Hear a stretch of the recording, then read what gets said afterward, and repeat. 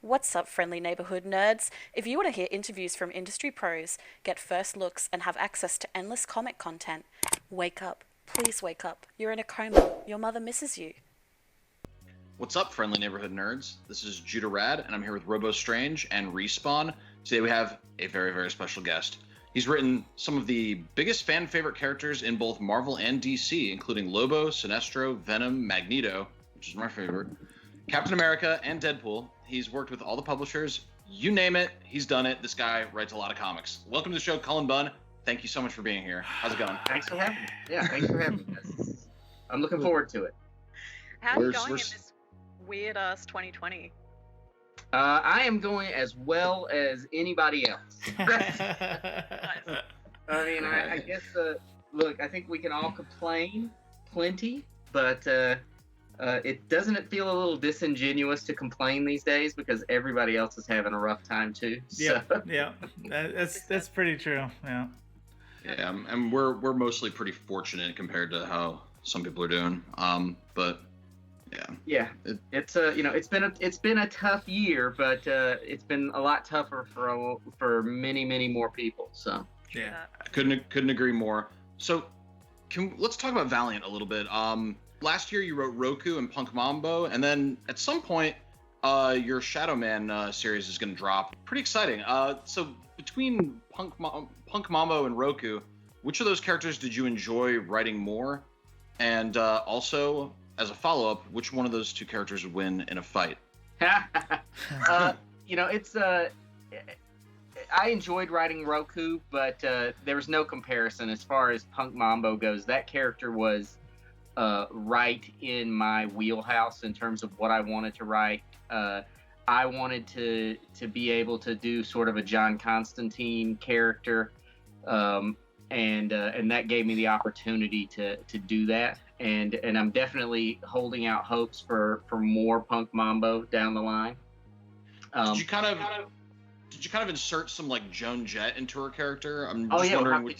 How could you not, right? I mean, all those things influence or play play a role in my version of Punk Mambo for sure. It's not, she's not every writer puts their own spin on these characters. So my Punk Mambo is not the same as the character that was written before, but I wanted to write what I would consider the definitive Punk Mambo. So yeah, I've claimed that character. I will actually be offended if someone else writes another Punk Mambo series. I'll be full of rage.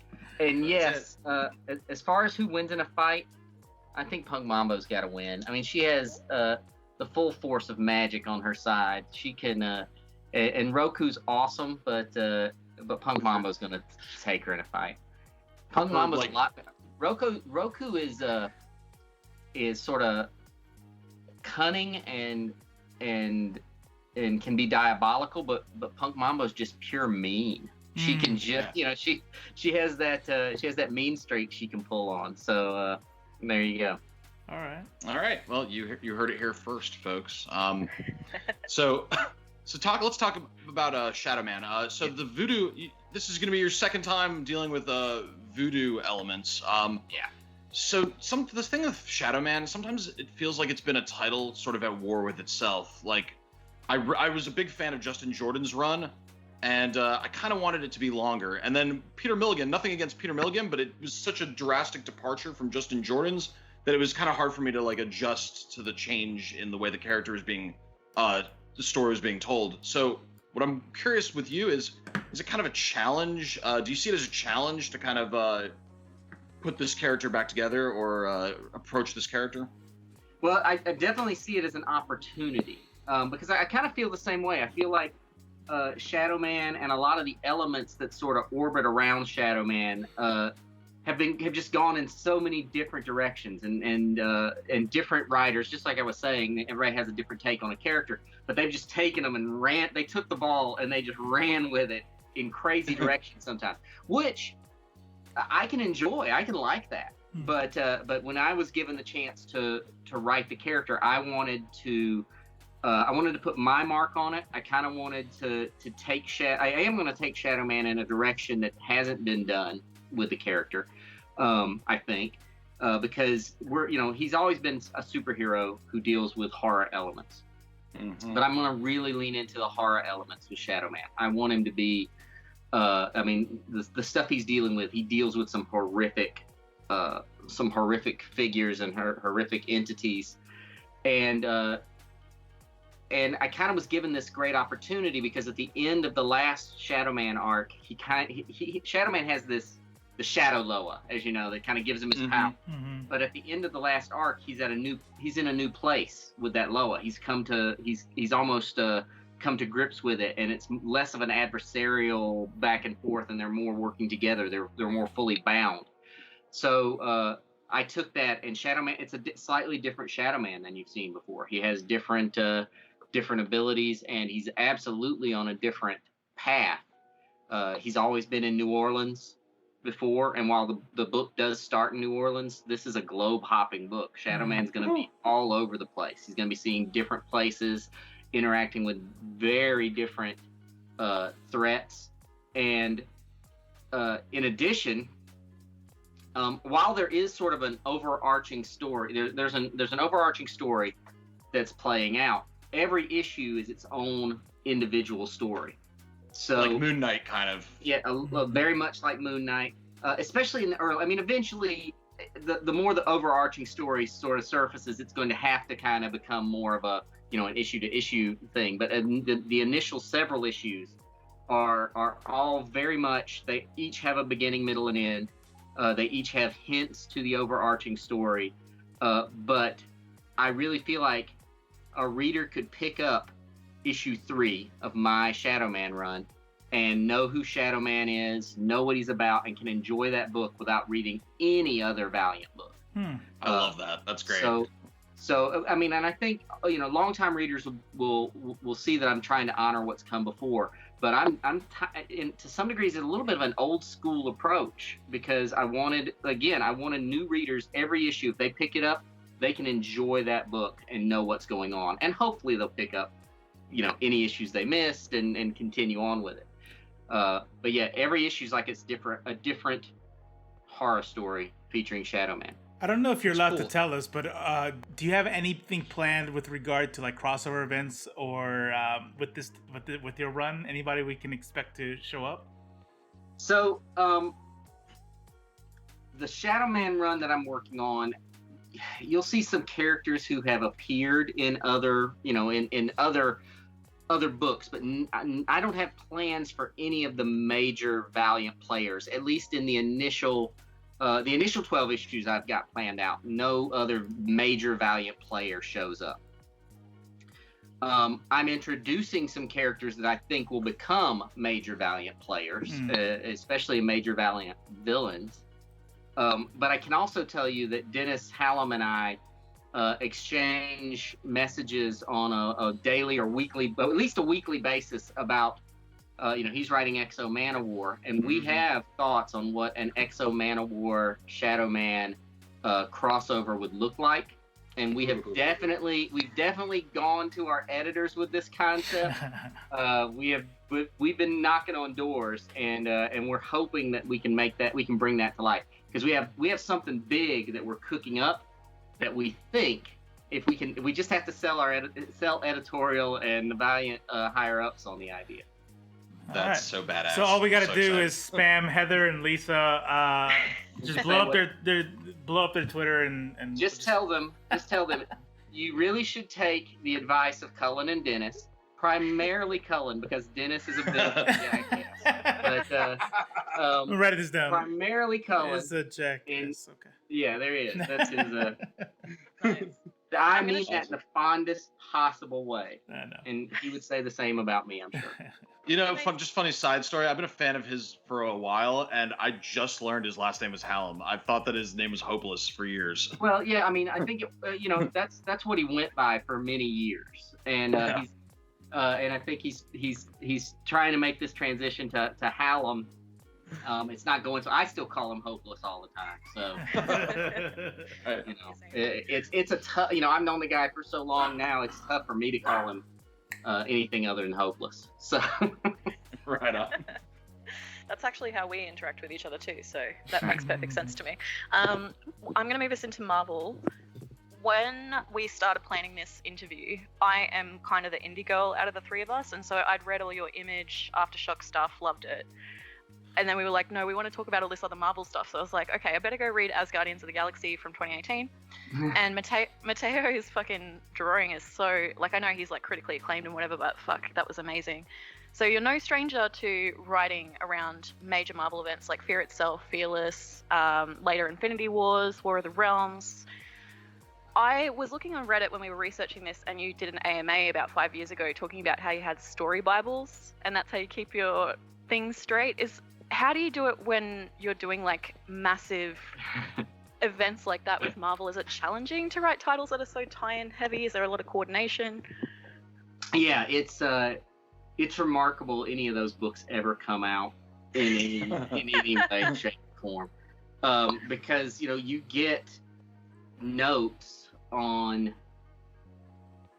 what the event is, and so they'll send, if you're doing a tie-in, if you're lucky, you get notes on what the event is, and it'll be a couple of pages with very dense, sort of a big overview, and you might get the script of a couple of issues because the art's not, you won't get the finished issues usually because the art's not finished.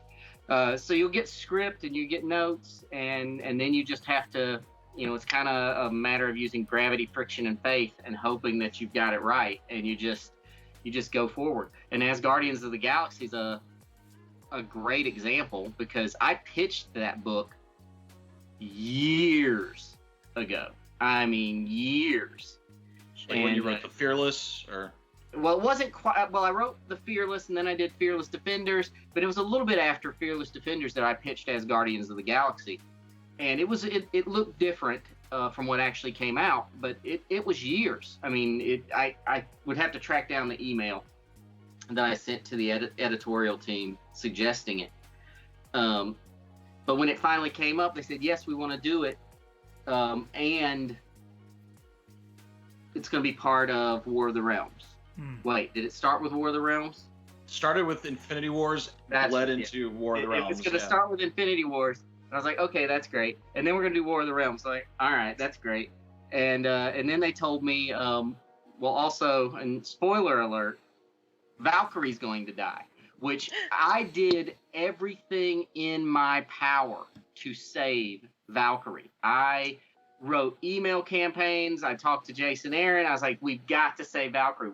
I had we don't want any. There's only going to be one Valkyrie, and it's going to be Jane Foster. And I was like, that's great.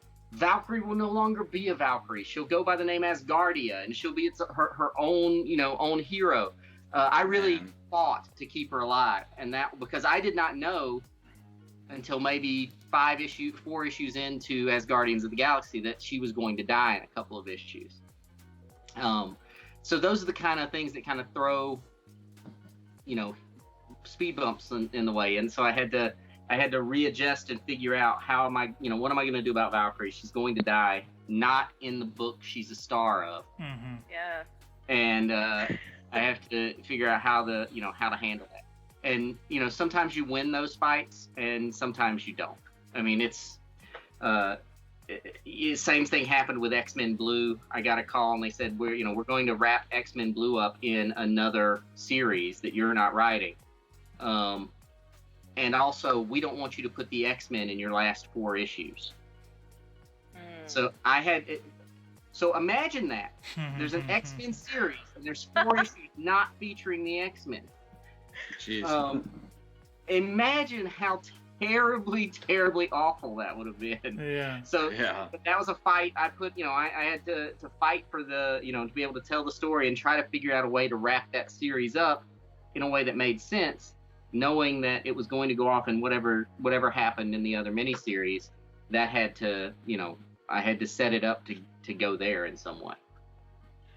Man, that's so much such a juggling act. Yeah, you just never know with those. You just never know when one of those events is going to pop up, or when something big is going to change. It's what kind you of have incredulous. I feel incredulous hearing these stories. We had someone on recently. Who was it that was writing a series, and during a panel they figured out a character of theirs was dying, or doing something different. I'd have to go back and find it. But the analogy we keep getting given is we're playing in someone else's sandbox with someone else's toys. And to me, all I feel like is like Marvel's coming up and like grabbing the toy and being like, all right, you're done. Well, I mean, sometimes that's how it feels.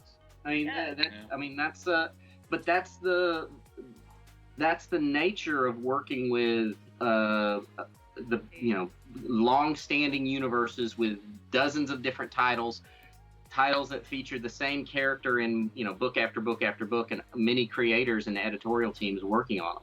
But there's an exception though, and it kind of gets into the next question. But the exception is, it seems like you pretty much get to do whatever the hell you want when you write Deadpool, which is awesome. But I mean, for the most part, yes. Secret Wars was just so good.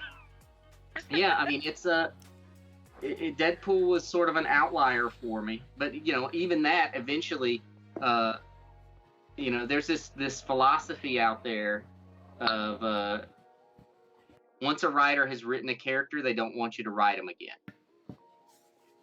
And that's so we'll probably never see another Deadpool story from me because I've written so many issues of that character.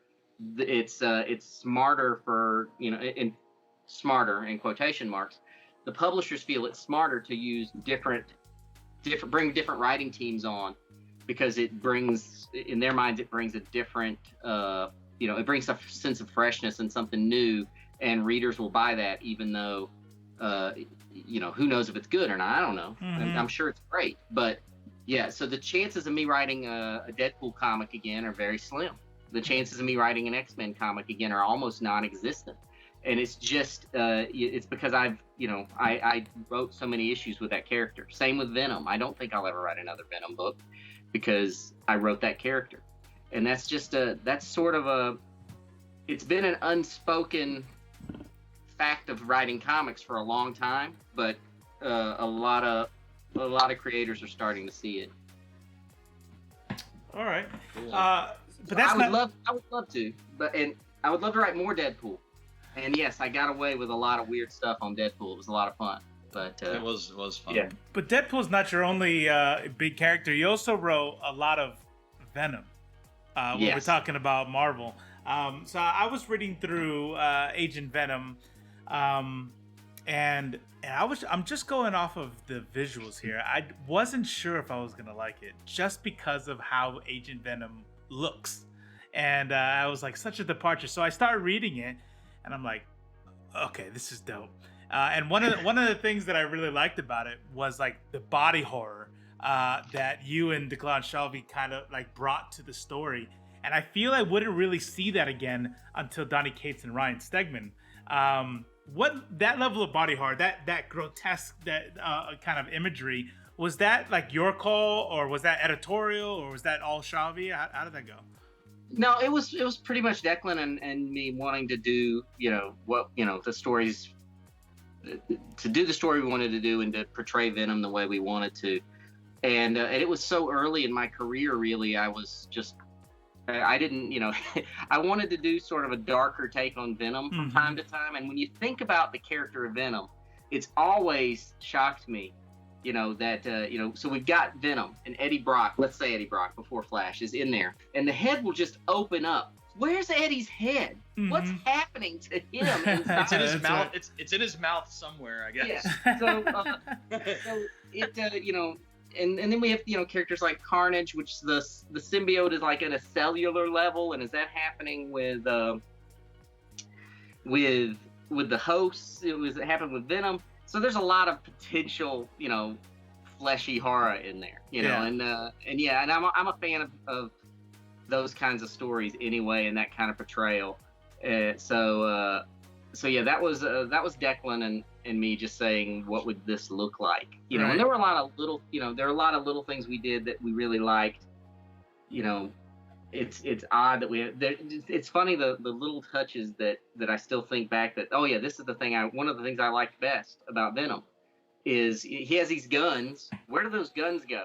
So we have scenes where the guns are in component parts that are just kind of lodged all over his body, and he just takes them out and builds them. The symbiote will take them out and build them when it needs to. Wow. And little things like that were elements of Venom that we wanted to mess around with. Right. Yeah, that's pretty. That's pretty. So everyone knows Venom now, right? Not just comic book readers, especially with the movies and all.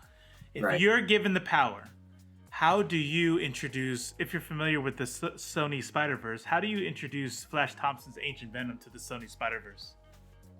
All right, so I have not seen Sony's Venom, just so you know. I have not watched it. Wow. You're not the first person I've heard to say that from the creator side. Yeah, I've not watched it. I taped it. It's sitting on my DVR right now because I thought my son would like to watch it. But I did not. I didn't see it in the theater, and I haven't seen it since. I know enough about it, but I think it's a pretty easy story to introduce Agent Venom into it, because there's all sorts of concepts of harvesting symbiote, and he's going all around the city, he's fighting everything, he's tearing all this stuff up. So it's easy enough to say there's a little bit of Venom that someone could take and clone into an Agent Venom. Sure. I don't know that it could be Flash Thompson. Well, I guess. Flash is in the Spider-Man movies, right? Right. I don't think it should be Flash Thompson unless they take him a few years out, because to me the key to Flash Thompson as Venom is that he was an injured war veteran. Yeah. And that's such an important part of that character, and it's such an interesting element that I think it has to be. You have to do that. So you may have to introduce some character other than Flash Thompson. Although in the comics, he's the perfect character for that role. But yeah, I think they'd have to introduce someone new if they want to keep that war element, because the Flash in the movies, he's just not seasoned enough.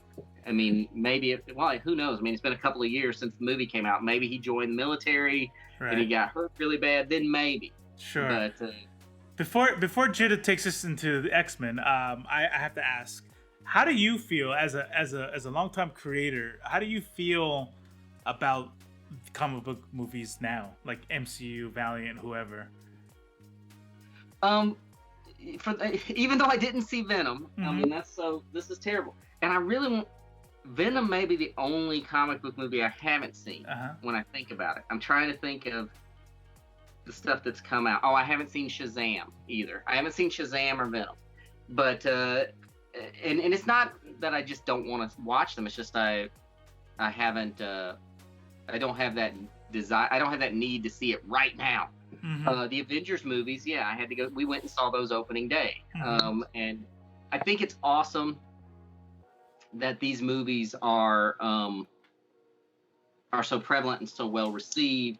I think that's nice to see that they're doing something different with these characters, and they're different kinds of movies. I mean, those movies are all very different, and everybody can get a different kind of favorite movie. If you ask me what my favorite Marvel Universe movie is, it's Winter Soldier.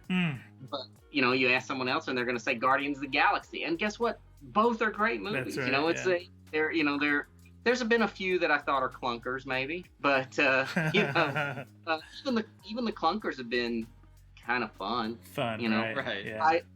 I kind of wish more people who watch the movies would pick up the comics. That's right. Or pick up a comic. I mean, I talked to one of my son's friends not long ago, and I said something about I was talking about comic book movies. And they said, "What do you mean comic book movies?" And I said, "Well, movies based on comics." And they said, "Like what?" And I said, "Well, the Avengers, for instance." The Avengers are comic book characters? Stop. Oh my God. No, stop. What a failure. No. Wow. And, so that's the kind of there's the piece that I feel like we're missing. Is it would be amazing if there was a way to convert the fans of those movies into fans That's of the exactly comic. what Robo was saying about the video game, because the video game that's just come out has covers of comics, but you can't physically read them. So they're in there as collectibles. Oh, is that the Avengers game? Yeah. Yeah. And so it would be nice if they had like digital comics that people could read and try and get them hooked into these arcs. But yeah, they even like just the number it's ones. A tough sell. Yeah. It's a tough sell. When you this bombardment of images and action and activity and music It's all these things. It's kind of a tough. Comics can pale in comparison if you're not really thinking about it. The things comics can give readers that a video game or a movie can't is you can really dig into the character in some amazing ways. Yeah. But it's still that's a tough sell when you're jumping around New York City as Spider-Man and webs. I mean, that game's amazing. The Spider-Man game, for instance, is amazing. And it had, the comics a static thing. So you gotta have people who want to read about the characters and dig in a little more on those. And even that's tough because the games are becoming heavily story driven too now. So you're getting a lot of character stuff in the games and the movies.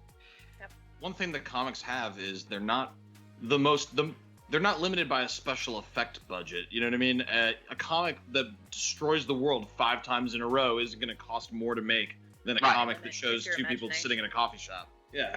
Yeah, you can do a lot of crazy stuff in comics that you can't necessarily do without a multi-million-dollar budget for film. Yeah.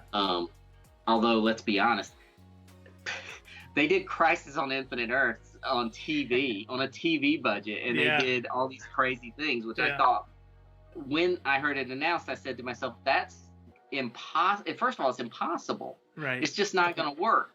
But they managed, in the scheme of television, to do something very, very big for TV. I thought, whether you liked it or not, it was, that's a crazy. It was a crazy concept to do as television, and I'm shocked that TV viewers went along for that ride.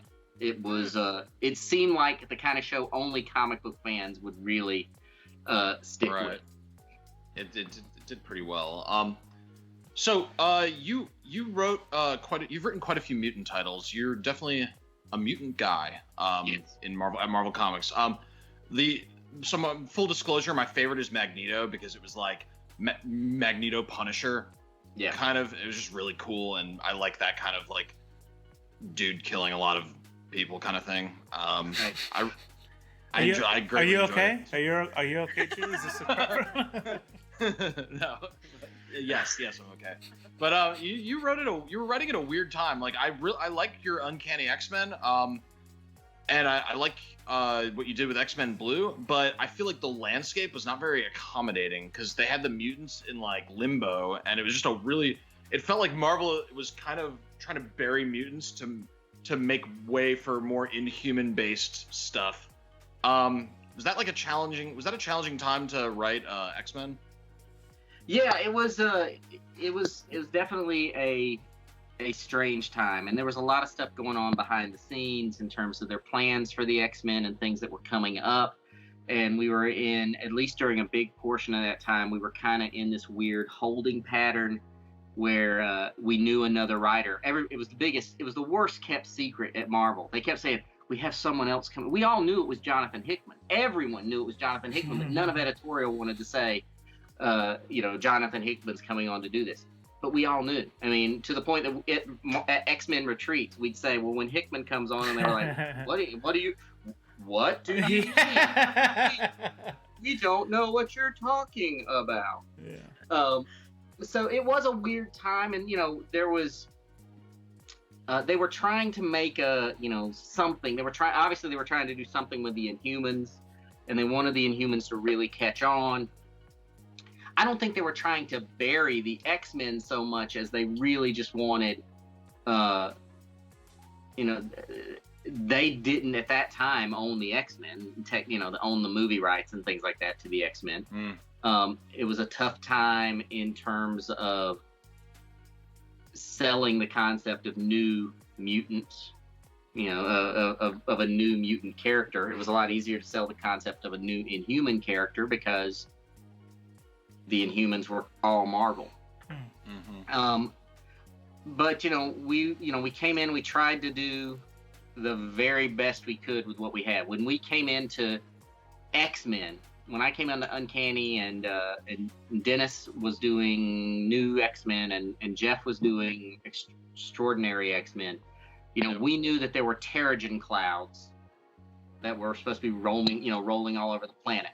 So that's what we had to work with. We didn't, that wasn't what we came up with. That was, you have a landscape of Terrigen clouds. And, we got a lot of heat for that. People saying how awful, they didn't, why did we do that? Why didn't we drop that storyline? So you got to take it. Look, if you want a shared universe, you're going to have to take a shared universe. Mm-hmm. And that means when these things happen in someone else's books, I'm not going to ignore it if I can help it.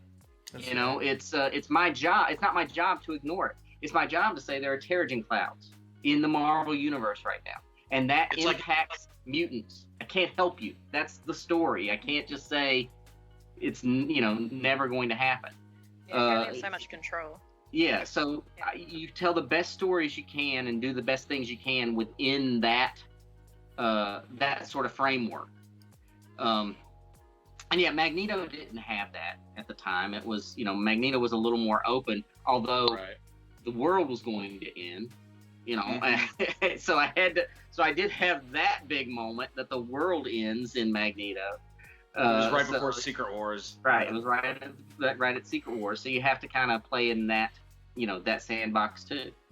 But yeah, so we did we tried to tell the best stories we could in that framework of in the world right now there are Terrigen mists and all these things that are happening that mutants have to deal with, and we are building up to a fight between the Inhumans and the X-Men. Mm-hmm. We knew that was coming when we started writing. When I started writing Uncanny X-Men, we knew that was down the line, that was coming. But they were. I think Marvel wanted to tell the best stories they could, and they brought us in for numerous X-Men retreats to sit down with each other and try to figure out what's next and what are the big what are the big beats and what can we do story wise with that. Interesting. So I'm gonna shift us a tiny bit back to Spider-Man because you wrote a season 1 that had mixed reviews back in, when was that, what year was that? A long time. Yeah. So it's an origin story that's been retold quite a few times. When you were doing it, what was your thought process? Like, how did you decide that you were trying to make it fresh? How did you try and make it fresh? And if you could redo it, would you redo it? I don't think I'd try to redo the Spider-Man origin story again. Yeah. I mean, that was the guideline on that story was it takes place within the first, I can't remember when it was, but it took place like within the first, it might have been, this takes place in the first 5 issues of Spider-Man. It had to be within, whenever it was before he couldn't encounter any other villains. It had to be the Vulture. So it had to be in that, that time frame. Yep. And what I did was I approached it as, I'm going to write it for younger audience. I didn't write this for people who have read Spider-Man for 10, 15, 20 years, 5 years. Because I've had that origin story before. We've seen that origin story 100 times. So I wrote it with the intent that kids could read a Spider-Man story and get the story of how he became Spider-Man. And that was the only, I introduced a few new characters and things like that I thought, could somehow play in the mythology of Spider-Man going down the line. And characters I introduced in Spider-Man season 1 ended up showing up in Venom. But yeah, it was a tough, that was a tough project. So, and I think writing the origin of any of those characters again, and I think Spider-Man was a really tough one because that origin story has just been seen so many times, and you've seen it in movies. How many movie origin stories have we had now? Yeah. Right. We were joking. It's like Martha Wayne's pearls. Like right. Yeah. It's those pearls falling. That's Spider-Man's origin. That's right. So it was a weird project. I'm glad I did it. I wish they had marketed it more to a younger audience, and I wish younger readers had read it instead of trying to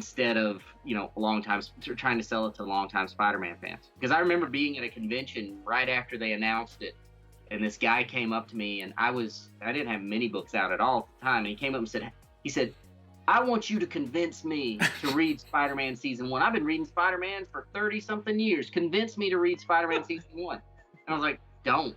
Yeah. I don't know what to tell you. The book's not for you. It's for your nephew that you really want to get into Spider-Man. Give the book to him. It's a great idea. That's a great idea to get kids to a starting on point like that. But like you said, it seems like Marvel really didn't market it to the right demographic. I may have misunderstood the project, to be honest. I remember they were talking about all the different Season 1s. I may have misunderstood what they wanted to do, but when they told me let's do a Spider-Man, I was like, the only thing that could be is a jumping on point for younger readers. So that's what I did. Now that I have that information, like, it makes so much more sense. And if I was a 14-year-old girl reading it, I probably would have really enjoyed it if I read no other Spider-Man, you know? So it was, and I still, you know, look, when I go to conventions, there's always these big booths full of graphic novels, and they're selling graphic novels for, you know, a couple of bucks each. I'll buy every Spider-Man Season 1 I find. And there was one convention that I was there with a buddy, and he comes over and says, "Hey, they got Spider-Man Season 1s over there for $2 a piece." And I was like, "Are you?" I said, "Go buy every one." And he came back with a stack like this. I sold every one of those at that convention because kids would come up to the table with their parents and I'd say, this is, you know, most of these books really probably aren't for you, depending on how old you are, but you're 10 years old and you like superheroes. Here's a Spider-Man Season 1 is perfect for you. Yeah, nice. That's rad. So yeah, it was always intended to be not for. It was a Spider-Man book that wasn't for diehard Spider-Man fans. It was supposed to be something to introduce people who'd never read a Spider-Man story, and the only people I can envision that those were kids. That's right. You know. That's pretty awesome. So I'm gonna shift us into Drax.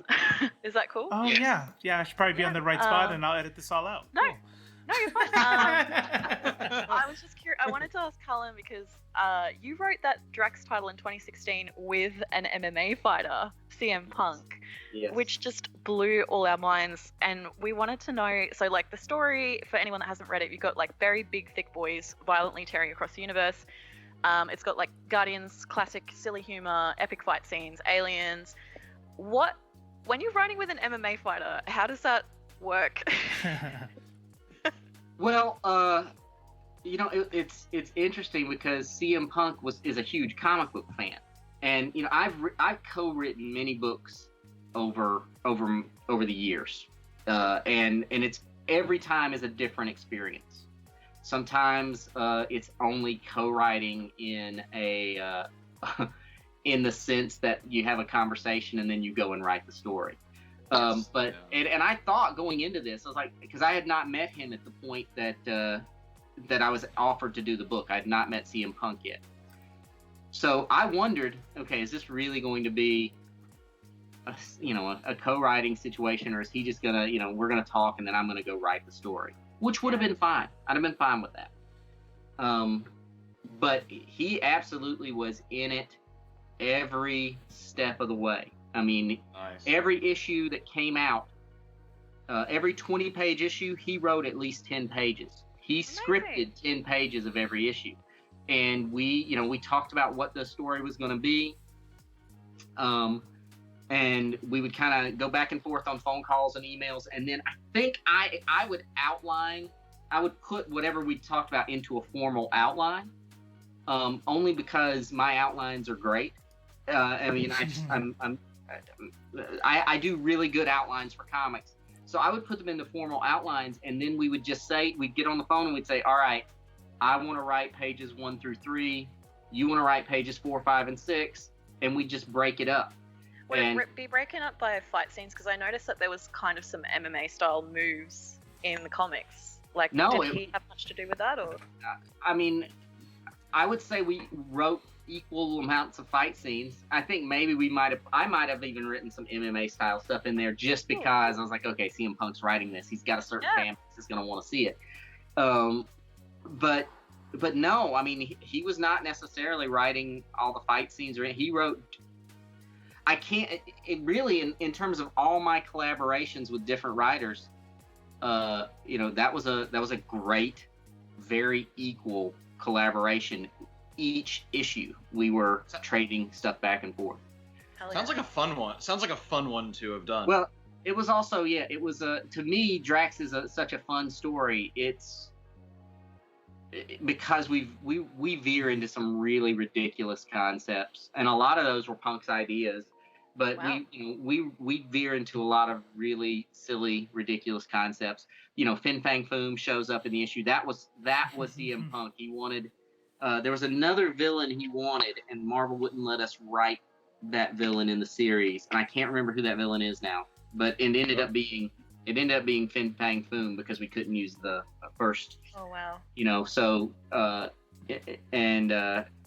it's fun because we were sent halfway through the series, we were sent a Bible of Marvel's cosmic characters, and they said, here's all the cosmic characters, and Planet Terry, which was a Star Comics character from the 80s, he looked very much like Richie Rich in space, and so I messaged Punk and I was like, hey, what do you think about just bringing Planet Terry into the Marvel universe only as a sort of a douchey adult?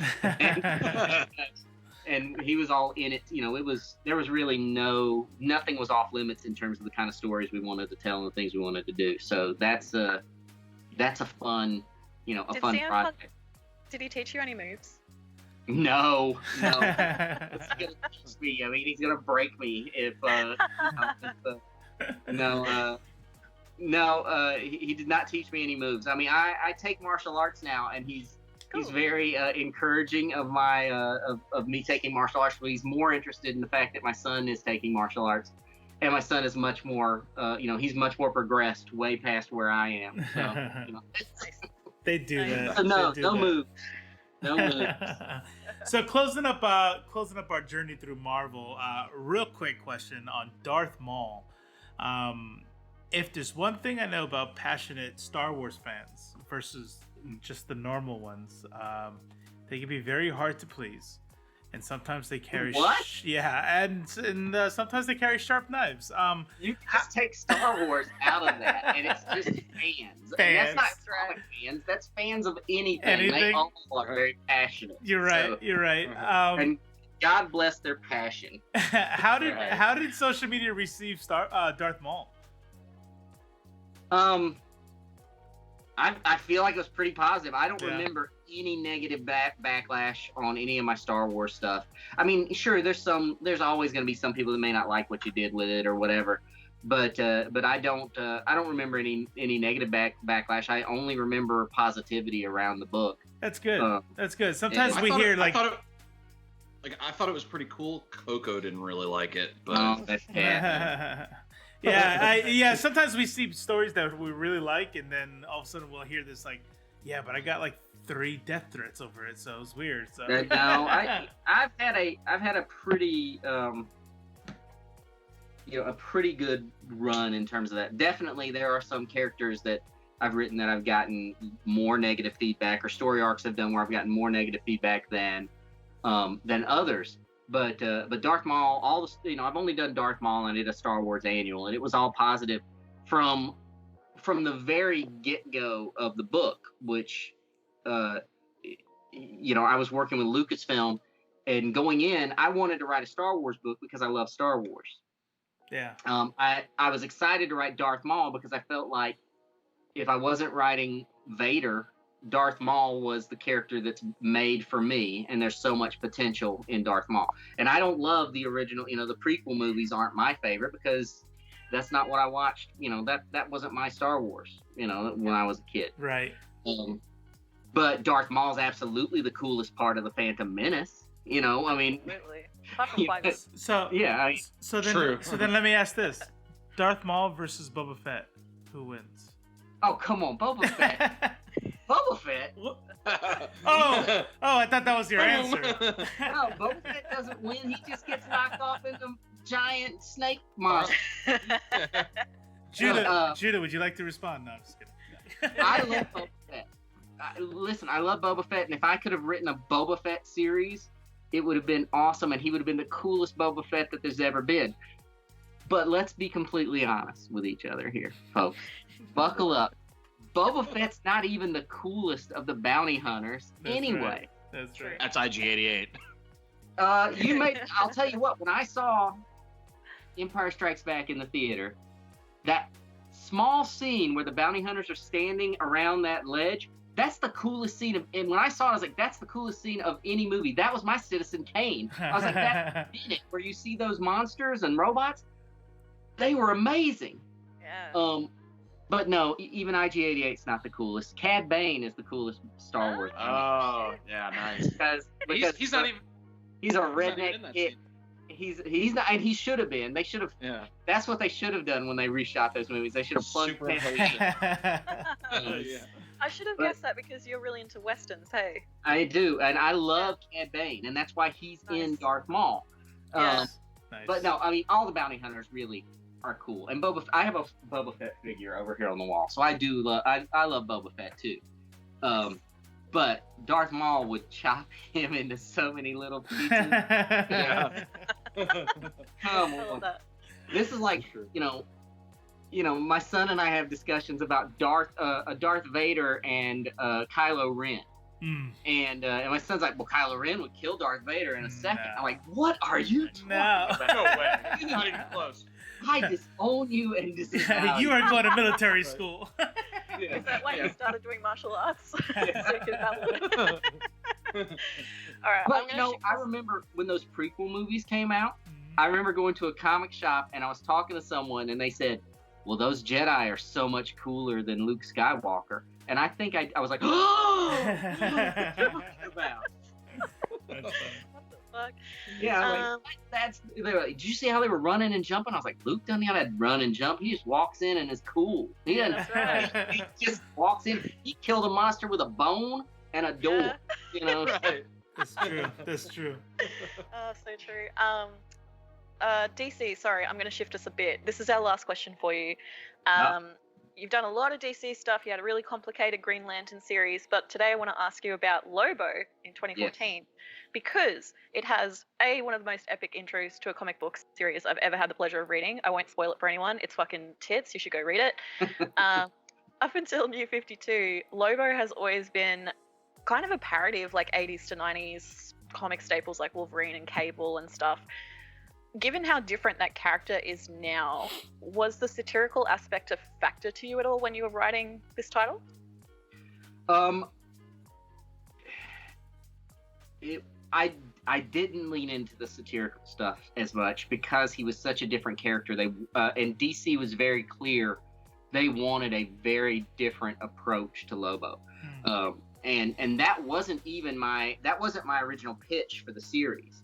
My original pitch for the series would have been much more satirical because it was that Lobo. You know, people call him Sparkly Lobo or Pretty Lobo or whatever. But it was that Lobo and the main man Lobo as brothers, kind of going on adventures through space, trying to find their dad. And I really wanted to do that version of the story because I love main man Lobo. Yeah. But I also saw I thought the new Lobo was kind of interesting too. I thought he was kind of cool. So I thought it could be fun to play the two against each other as the Lobo brothers. But DC was very clear. They didn't want the main man in the series at all. And in fact, my first 4 issues originally was going to be a big brawl between the two Lobos for 4 issues. And they were like, we really don't even want that. And, did they say why? They really wanted to introduce. They didn't say why, but I got the feeling they really wanted to take this new Lobo and make him stand on his own. And I respect that idea. Let's try to make it happen. That was a very tough sell and a very bitter pill for a lot of fans to swallow because he is so different from the Lobo that was before. Mm-hmm. Right. And I just had to embrace that and just go with it.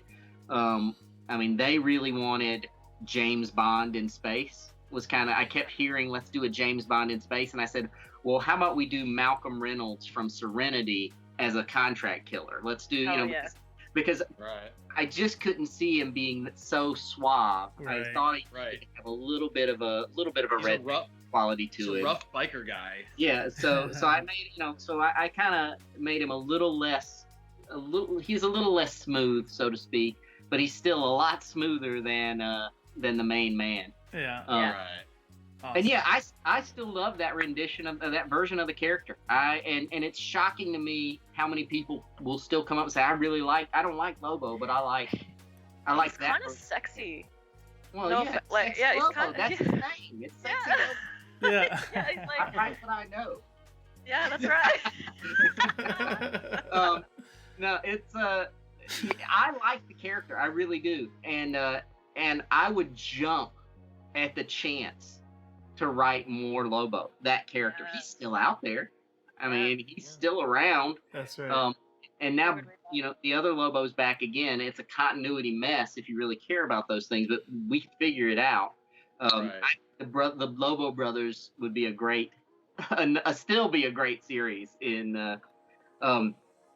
Especially in a day and age when nobody can get along with anybody else, it'd be great to have two characters who just have completely different viewpoints, bashing each other. And sometimes one's wrong, sometimes the other's wrong, sometimes they're both wrong, sometimes they're both right, and explore what that might look like.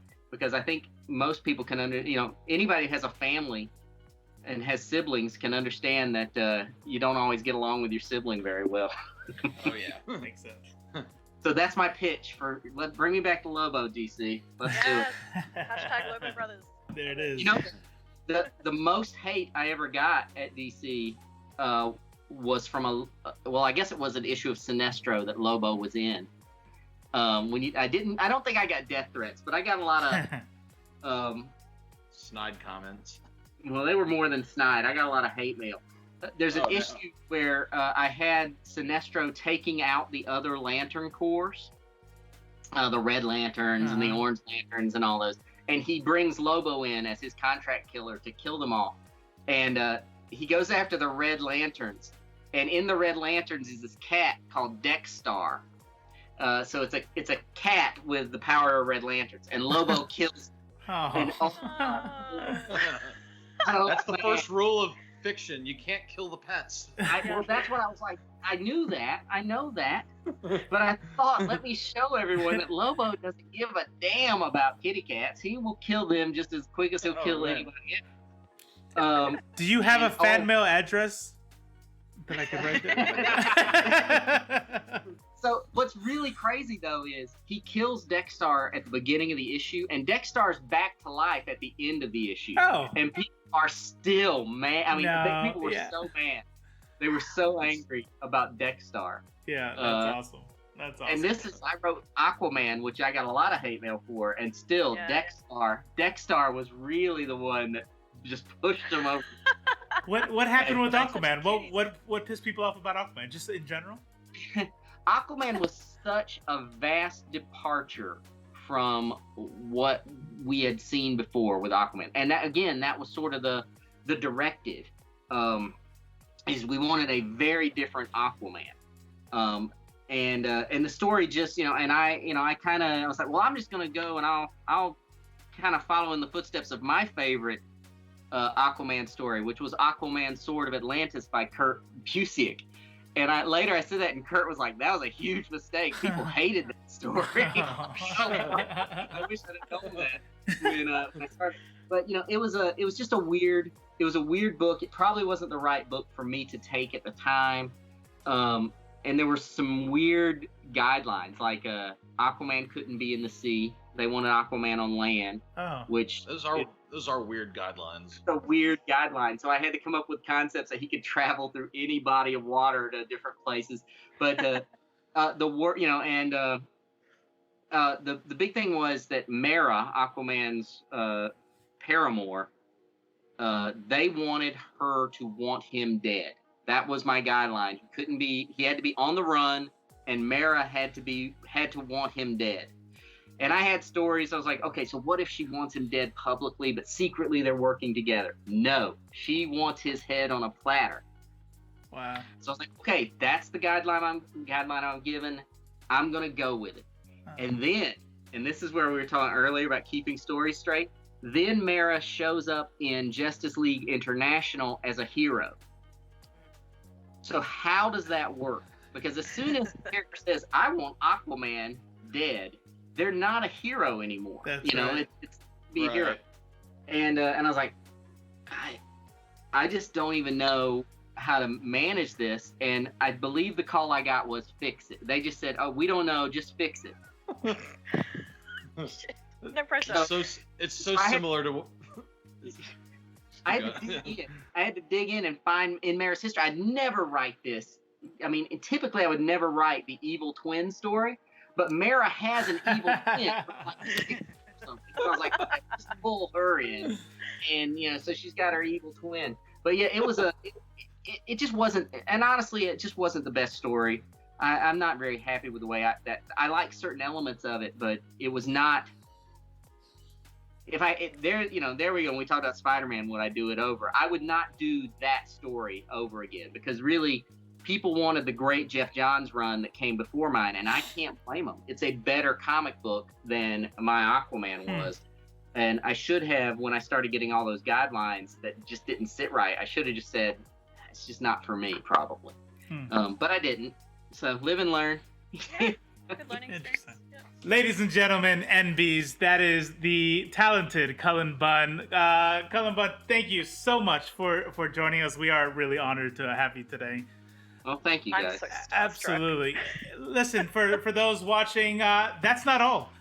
Because as most people who are fans of Cullen Bunn know, he's done a lot more with Dark Horse, Oni Press, what else? Boom? No, I don't know. Image, Boom, Aftershock, yeah.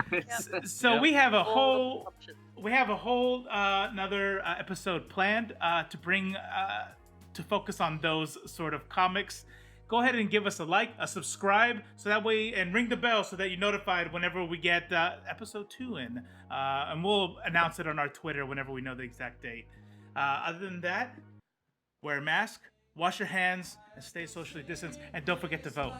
Please, for the love of God, go Ring the vote. bell and be free. Follow our links and watch our show because you want to and not because of the threats. Thank you for watching Judah, Robo, and Ree. We talk about comics, movies, and TV. Sometimes we have notable guests, and sometimes it's just us. But we're also cool.